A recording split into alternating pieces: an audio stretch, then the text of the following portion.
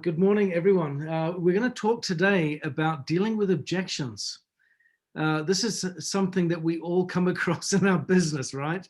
And if you're not coming across this part of your business building activities, then you're probably not building your business, yeah, because it's just built in. Everything we do, anything that's meaningful, anything that has value and is important, will typically have some type of hot contest around it. Yeah, there is a battle to get to the top of the mountain. It's a climb. It's not an easy glide down to victory, is it? It's the other way around. And so certainly dealing with objections becomes a very relevant and valuable part of our business building activity and the skill set that we want to develop and master. We always say that fortune's in the follow-up. I would say very closely linked to that statement is that there is also great fortune in being able to deal with objections well. There are so many people that leave a lot on the table, a lot of business behind, because they don't know how to deal with objections. And dealing with objections is actually quite an integral part of the follow-up process, isn't it? This is where, in the follow-up phase of our business activities, where objections arise. So I've got a couple of slides, just 2 slides today, that I want to share. And we'll go through these and discuss what we can do to improve our skills in dealing with objections. And of course, what I would encourage you to do as well, because this isn't a new subject. And I know that many of you have got your own techniques and methods that you use when you're talking with people and getting confronted by challenges or opposition, what have you. Then by all means, use the chat or raise your hand using that little icon on the chat to contribute and to share some of your ideas too. Let's make this interactive. So I'm going to do my screen share right now, and I will start sharing away. Give me 1 second. Okay, can we see my slide? Okay. Dealing with objections here. Okay, so first of all, I'm going to begin by just talking about what are some of the objections that we typically come across, because they can be categorized, I think, into these different areas of concern that we will come across on a regular basis. So let's look at what some of the concerns are that we might come across, and by all means, add some in the chat. Maybe add one that you're confronted with right now and you're struggling to respond to. But these are 9 different typical examples that I've come across, and maybe you've come across many of these as well. But I do think this covers the broad base of typical concerns. First, cost. The price of the product is too expensive. Yeah. Maybe cost might be something else as well in the context of time. Maybe the cost of time is too much in regards to what I might be required to give in exchange for my business activity. So cost can apply to business building for prospects as well as to customers. One is a direct cost for purchasing, another one is a cost and time. Time or timing, now isn't the best time for me because of the demands that I've got in my life right now that are going on. There's too much going on, I'm too busy. That in itself, just as a side note, is really a reference to priorities versus to time. We all have the same amount of time in the day. It's about what we prioritize and what we devote our time to. So that one's really a matter of importance. We hear the word time, but what we're really looking at there is perhaps number 7. 7 and 2 are quite interconnected. Value, I don't see the value of what we're talking about here right now. Number 3, authority. I'd love to make a decision. I don't think my spouse would agree with me. So I don't want to upset her or I don't want to upset him. So I might need to step back. So a deferral of authority. Trust. This one's a big one as well, especially around the business opportunity. Less so about product, but more so about opportunity. I've heard about network marketing, and yeah, I am not comfortable with that business model. Maybe I've heard some funny things. Isn't that like a pyramid or some type of scheme that I shouldn't be getting involved in? So that can be a concern as well. Need. I don't see the need for your product or the opportunity. That one's always an interesting one, because that seems sometimes at first blush like an immediate dead end. where do I go if they just go, I don't see it's important for me? Fear of change. This one can be a tough one, because maybe they like what you're saying, but I've been doing what I've been doing for so long, it's working for me. I'm uncomfortable making changes. Stepping out into the unknown is scary. I'm not sure if it's worth the risk. Yeah. Again, number 7, we talked a little bit about value. I don't see the value of what you're offering. Previous promises. I've done something like this before, and I said I wouldn't do it again. Yes, maybe not. Maybe, I can't do it right now, because I've made certain commitments to myself previously before you spoke that I need to honor and keep. Number 9's a tough one, isn't it? Avoidance. Have you ever had this one? They simply just don't respond to your call. You follow up, you try to do the follow-up. They're not picking up the phone. What's going on? Have I got the plague? What's happened here? But people do that, don't they? Sometimes they just don't pick up the call and respond. And so what do we do about this? So I want to talk today about some steps that we can take in dealing with these concerns. And of course, like I said, throw in the chat any other concerns that you may come across as well. I think we've got some chats coming in here. Let's have a look. Wanting approval from the doctor. Yeah, and Barbara Richmond, you said good old ghosting. Yeah, that's that last one, isn't it? But yeah, I need to speak to my doctor first. Or, and this one kind of goes in line with authority. I put there, I don't think my spouse would agree. But sometimes what they might do is maybe not even refer to the spouse, but just to a significant other person in their life. It may be the doctor. It may also be someone else. Maybe a friend of theirs has business experience. Yeah, and they're the expert in their life. There might be someone in their life that they perceive as an expert, and they want their validation and approval first. So that one certainly comes into that as well. Let me just flip this off. Okay, so here are the different approaches that I want to discuss that we address in preparing. And I'll pause just a second here. This first point that we talk about is really important. That learning to deal well with objections doesn't simply come down to, I've got the gift of the gab. I know how to respond impulsively and intuitively and say the right thing time after time.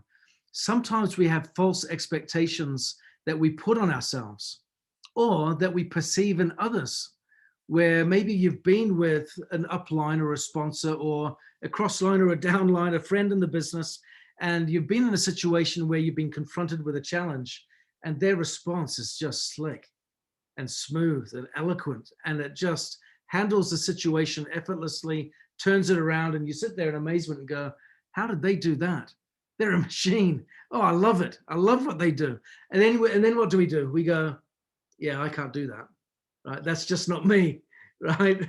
And so as a consequence, what we do is we fail to prepare, because we see this skill as being something more of an innate ability. And I want you to know that is not the case.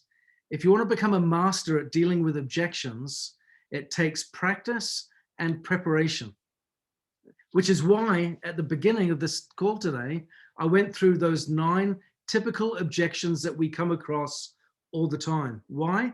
Because in knowing those 9 objections, you will find that most concerns will drop into one of those particular buckets. And in knowing these in advance, what would it be like for you if you prepared meaningful responses to each of those concerns in advance, so that when someone had that particular concern or reaction, you were immediately prepared? Wouldn't that make a difference? They say that preparation precedeth power. Yeah. And if you really want to be prepared, if you really want to be powerful in this situation, it begins with preparation first.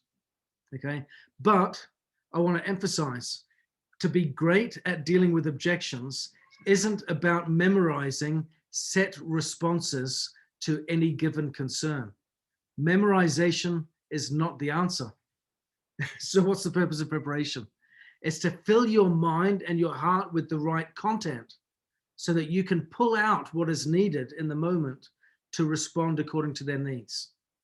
As a trainer many years ago, I used to say, as a training manager, I used to say to my trainers in our teacher training classes that we should prepare and then prepare to unprepare. Meaning you get your answers prepared, you get your anticipation of how they might react all lined up in your mind, and then you're willing to cast that out to respond to the person. Yeah, you respond to the person. That's really important. So you might use some particular language that you've prepared. You might use some section of another response, and something as a consequence of being prepared and having that foundation laid internally gives you the wherewithal to be able to pull something extra out as well. And that's the great thing. It gives you that little bit of confidence and assurance in the moment that removes the panic and the anxiety and the stress that inhibits our ability to lead from the heart. When we're stressed and anxious, it's hard to do that, isn't it? All of a sudden you get stuck for words. What do I say now? And you flounder. But when you've prepared, you're calm, you're confident, you're more assured. And so when they give their response, you can cherry pick from what's within, but then you'll often find that's where the inspiration comes to get a little bit extra coming out as well. Okay, so that first step of preparation really plays a critical part. So let's look at these other examples here and we'll jump in. So first one, preparing, anticipating their responses like we talked about, going through those concerns in advance in your mind. And part of your preparation as well isn't just doing a blanket sweep across all of those different concerns. It's also, as you're talking to them, as you're giving them information, you're watching, you're listening, you're observing, and you're taking note not just of what they say, but also of what they don't say. You're looking at not just what they say, but how they say it. You're looking at their enthusiasm levels, their energy. Are they confident? Are they really excited to jump into this? Are they hesitant? Are they leading into this activity with a bit of doubt? What are you feeling from them? Get that feel and really lean into it. In many instances, I see a lot of distributors lean away. They kind of pull back from doing that because they don't want to deal with the concern, because it's painful, it's uncomfortable. So when they see someone doubting, they do kind of metaphorically turn their head a little bit, when what we could do in that very moment is learn a little bit more, ask a few more questions to see how they're feeling and how committed they are to the invitation that you've just extended in the first place. Okay, so this is really important. As you're extending the invitations to do something, to take action, to engage or participate in some way, watch, listen, observe, body language, tone of voice, what they're saying, what they're not saying, all those types of things. Because as you go away from that and you leave that environment with them, knowing that they're now on their own, in their own space to respond and react, you can then evaluate, how are they feeling? What type of experience do I think they're having? What are they going to have? We all know, don't we, when we've had a great experience where someone's excited and they go, oh, I can't wait to get into this. Yeah, let me watch this video. I'll get back to you. I'm really enthusiastic. That sounds great. We can't wait to follow up because we're anticipating good responses, good reactions. So we already have some gut direction because our body and our mind and our heart is already gleaning from them certain signals and cues that we can work with and understand. So build that into your response. How are they going to respond if they carry on this process with that frame of mind or with that attitude? What concern might they come across? What hints did they give me? And think that through and prepare your response accordingly. Then, when it comes time to following up and you're reconnecting with them, before you give your response, and I don't mean, of course, jump in and immediately start to resolve a concern before they've given it. What I mean is when they give their response, if they are giving a concern in their reply, don't jump in feet first and immediately start trying to resolve the concern. Don't do that. Listen.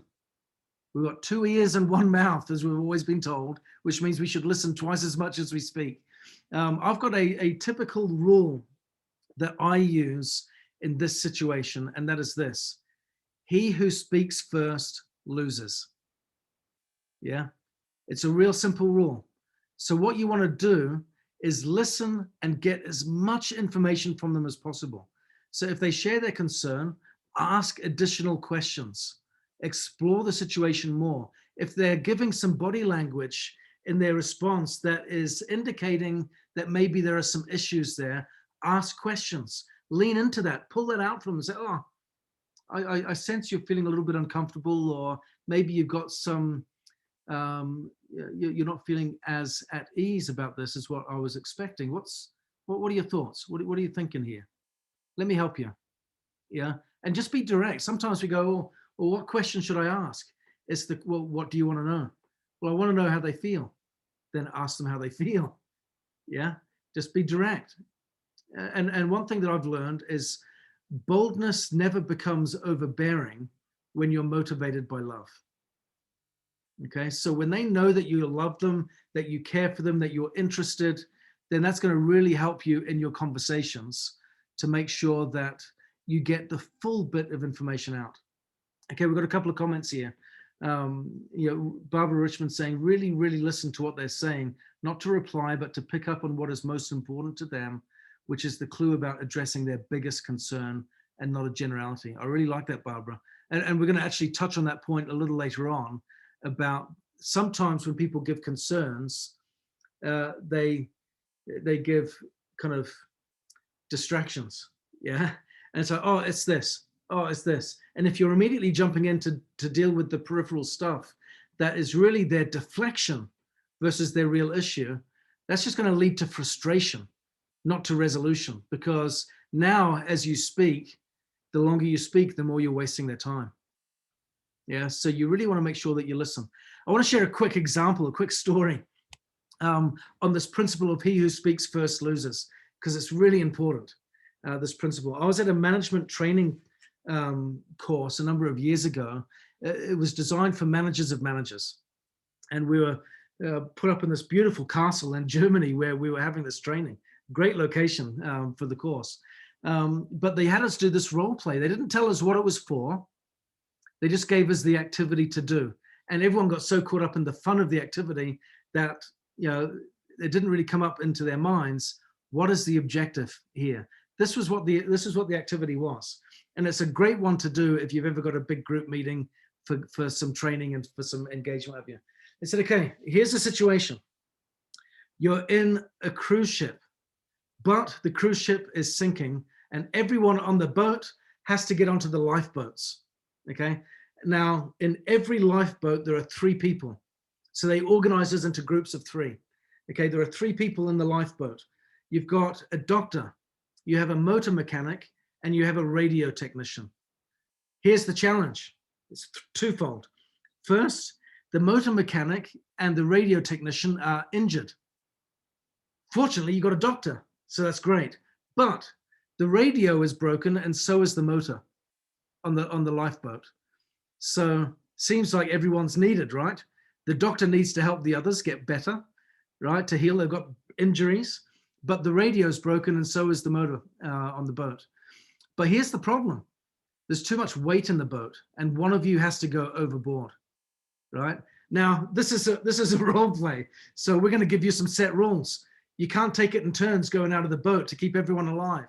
One of you is going overboard, they're going to die, right? That's it. That's the deal.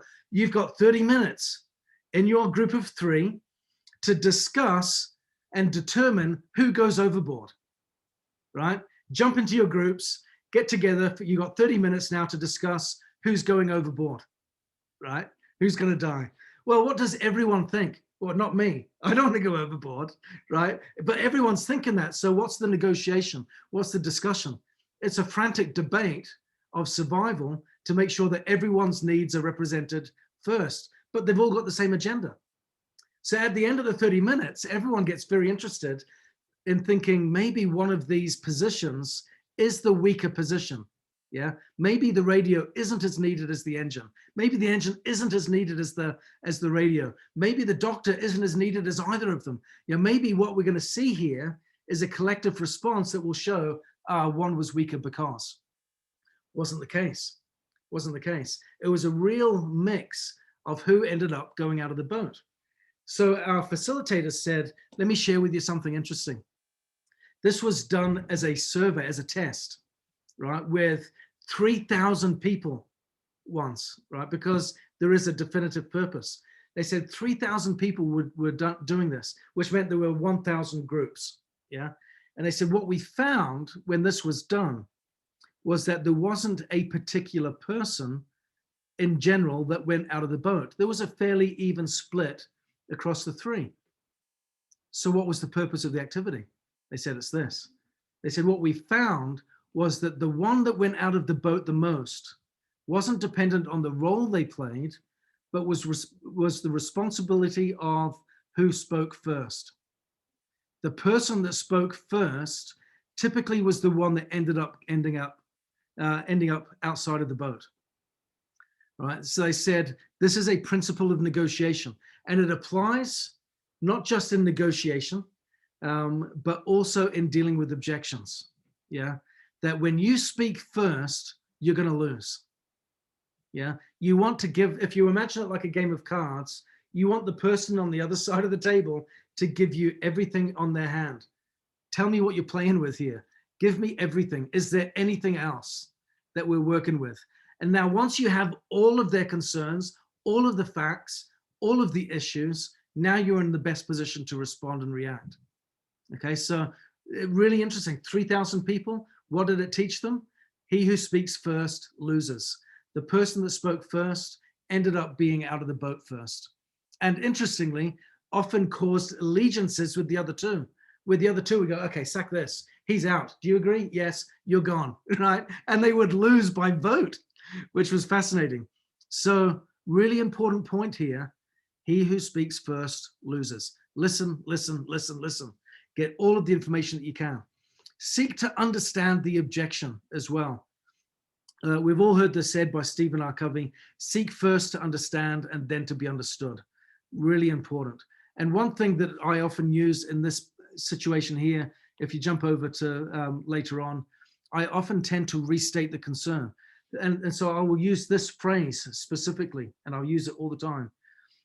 So once I've asked all the questions, once they've given all of their issues, once they've shared all of their concerns, I then respond and say, so first of all, thank you for being so honest, for being so open. It's really important to me that we have that in this conversation. If I understand correctly, what you're saying is you can't buy the product right now because, or you can't join the business right now because, or you have this concern based on what we've talked about. Is there anything else? Okay.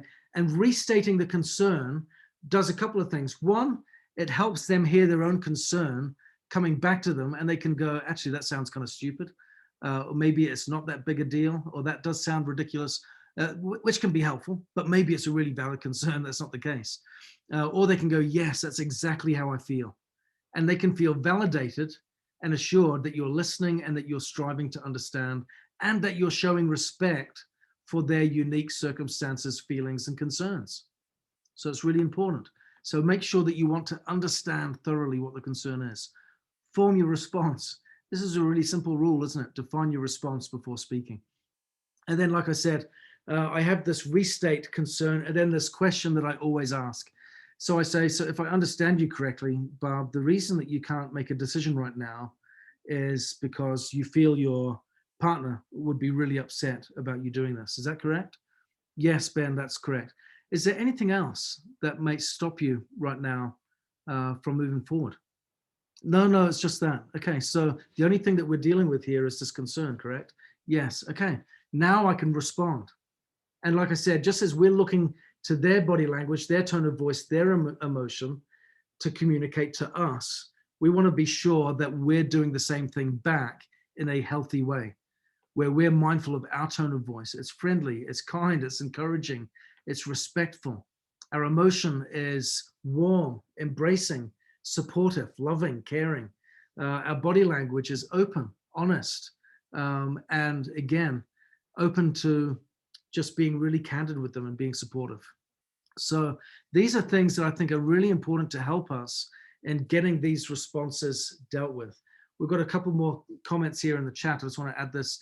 Mrs. Kramer said, sometimes the cost objection is a cover up for I can't afford it. This is really good. I want to just touch on this in the last couple of minutes that we've got here. We don't want to cause embarrassment. We could respond with something like, no problem. It might not be in your budget right now, or if it's a cash flow issue and you don't want to liquidate your investments right now, I understand. That may change in the future. Now, Mrs. Kramer raises a really good point. And what we're doing here is, one, we want to listen to what they're really saying versus just the words they're using. Yeah, especially when people have concerns, they do tend to deflect, to disguise, and to diminish what their issues are, because there's a little bit of pride involved. Yeah, and they want to maybe manage the relationship. They don't want to upset or offend, and so on and so forth. And there's a whole lot of reasons why people may deflect, diminish, or what have you, just eliminate what the real issue is when they're talking to you. So you want to make sure that you do pay attention to what they're really saying and try to understand the difference there. And within Mrs. Kramer's comments here is a really important point as well. Is what they're saying a concern or simply a problem? There is a difference. I want to move forward, but it is genuinely cost prohibitive to me. Cost isn't a concern, it's a barrier. Yeah, what's the difference? Can you see the difference there? Emotionally, I'm on board, but I'm finding that there are some barriers in my way to getting to where I need to go. Okay, well, let's talk about this. Let's understand this and deal with that in a healthy way. So we want to find out, am I resolving a concern or am I simply dealing with a problem or a barrier? There is a difference, and we want to be able to understand the two. Okay, we've come to the 30 minutes. I think this would be a great exercise, and maybe we can do this next week if you think it would be good. Maybe come back next week with some concerns that you have on your plate, right? Maybe it might be one of those 9 that we talked about today, and you can go back to the recording afterwards and make a note of what these 9 are if you haven't written them down, and make a note of one that you think is a tough one for you, or pick one that you find is difficult. Then let's go through these different processes that we talked about today: preparing, listening, confirming that you understand, formulating your response, responding healthily, looking for those nonverbal cues, restating their concern, finding out, is there anything else that would stand in the way here? Go through these processes together, and maybe we can do a little bit of role playing and a little bit of practice. This will be a healthy, safe space to do it.